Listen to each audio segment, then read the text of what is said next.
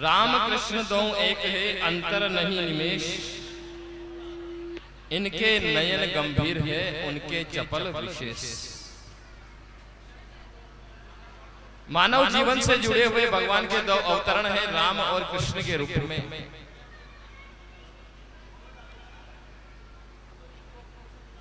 अगर कोई ये पूछे कि इस देश का चरित्र कौन है, अगर कोई पूछे कि इस देश के चरित्र का नाम क्या है, तो राम इस देश का चरित्र है।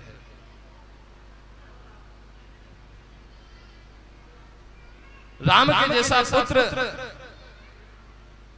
राम के जैसा पिता, राम के जैसा भाई, राम के जैसा सखा, यहां तक कि राम के जैसा शत्रु, जिसने शत्रुता भी बड़ी मर्यादा के साथ निभाई है। तो कोई पूछे कि इस देश के चरित्र, इस देश के चरित्र का नाम राम है। राम जो इस देश के सनातन के नस नस में जो समाया हुआ शब्द है, सनातन के नस नस में जिसकी ध्वनि हमेशा सुनाई देती है, वो राम है।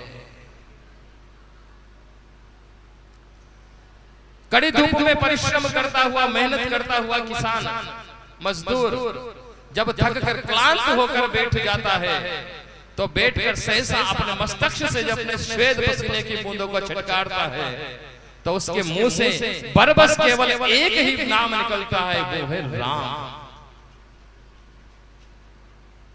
जब भी हम बाहर निकलते हैं, एक दूसरे से मिलते हैं, तो बरबस हमारे मुख से जो नाम निकलता है, वो नाम है राम। राम राम जी, राम राम सा। यहां तक कि प्रसव की पीड़ा में जब महिलाएं अत्यंत असहनीय पीड़ाओं को सहन करती है, तो उस प्रसव की पीड़ा के समय भी उनके मुंह से जो एक शब्द निकलता है, उस शब्द का नाम है राम। राम इस देश का चरित्र है। और यहां तक ही नहीं, जब अंतिम समय में शव यात्रा के पीछे जब व्यक्ति चलते हैं, तो एक ही नाम वो लेते हुए चलते हैं, राम नाम सत्य है और सत्य बोलो गति है। तो राम इस देश का चरित्र है। इस देश के आदर्श का यदि कोई नाम है, तो वो केवल राम है। 3 अक्षर का शब्द है राम, र आ और म। 3 तत्व समाये हुए हैं राम में, ध्यान रखना। र मूल तत्व है अग्नि का, अ मूल तत्व है सूर्य का, और म मूल तत्व है चंद्रमा का।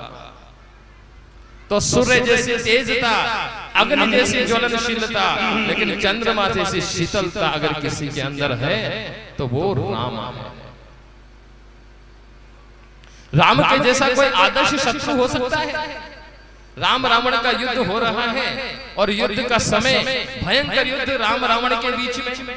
राम रावण के युद्ध की उपमा केवल राम रावण के युद्ध से ही दी जा सकती है। जैसे सूर्य के प्रकाश की उपमा केवल सूर्य के प्रकाश से ही दी जा सकती है, वैसे ही राम रावण के युद्ध की तुलना केवल राम रावण के युद्ध से ही दी जा सकती है। भयंकर भीषण युद्ध राम रावण के बीच में भगवान श्री राम के बाणों से अत्यंत आहत और क्लांत हो गया रावण, थक गया पूरी तरह, पीड़ा से कहारने लगा रावण। भगवान राम पास गए, रावण के शत्रु थे, पर राम का आदर्श देखो।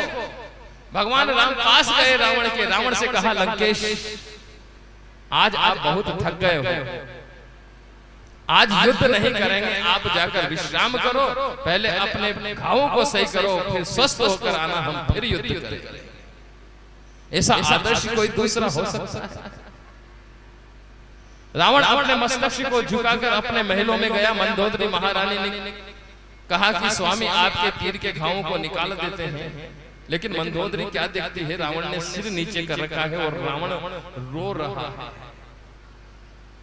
रावण जैसा महादुर्दान रो रहा है। रावण का अर्थ क्या होता है? जो रुलाने वाला है वो रावण है। रावण का अर्थ होता है रुलाने वाला, लेकिन वो रुलाने वाला रावण ही आज रो रहा है। मंदोदरी ने पूछा, स्वामी इतनी पीड़ा हो रही है आपको, आप कहार रहे हैं, रो रहे हैं। रावण ने कहा कि नहीं मंदोदरी, मैं इन बाणों की पीड़ाओं से व्यथित नहीं हो रहा, इनसे नहीं रो रहा हूं। अरे ये तो वीरों का आभूषण है, घाव लगना तो वीरों का आभूषण है। बड़े बड़े युद्ध मैंने किए हैं, इन घावों से मैं पीड़ित होकर नहीं रो रहा। तो मंदोदरी ने कहा कि स्वामी फिर आप रो क्यों रहे? तो रावण ने क्या कहा पता है? रावण ने कहा कि आज राम की करुणा देखकर मैं रो रहा हूं। आज मेरे रोने का कारण क्या है? राम की जो करुणा है, राम ने जो मेरे ऊपर करुणा दर्शाई है, उस करुणा को देखकर मैं रो रहा हूं, उसको समझकर मैं रो रहा हूं।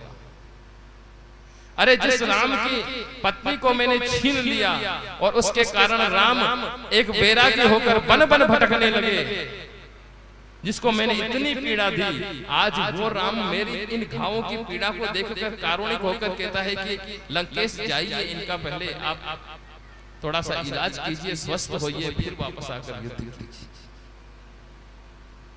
तो राम के जैसा कोई हो सकता है क्या?